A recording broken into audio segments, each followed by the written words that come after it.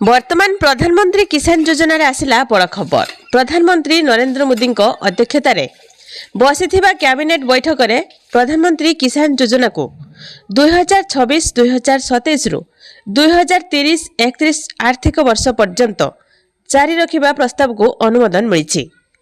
एही समय मध्य पीएम किसान योजना पाई मोट 3,15,000 कोटी टंकार व्यय बराद अनुमोदन करा जायछि।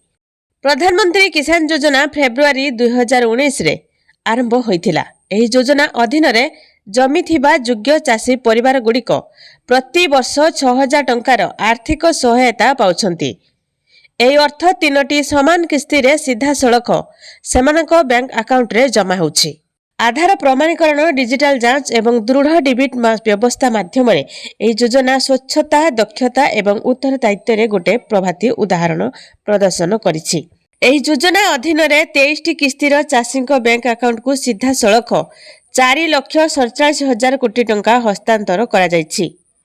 तेबे वर्तमान पीएम किसान योजनार अवधि नेकी सूचना मिलिछि जे केंद्र कैबिनेट मंजूर देइछि 2026-2027 आर्थिक वर्ष ठारू 2030-31 पर्यंत एहार अवधि को बढ़ाइबाकु नै एवं प्रधानमंत्री मोदी अध्यक्षतार बसिथिबा कैबिनेट बैठक में पीएम किसान योजना को 2026-27 रु 2030-31 आर्थिक वर्ष पर्यंत जारी रखिबा प्रस्ताव को अनुमोदन मिली।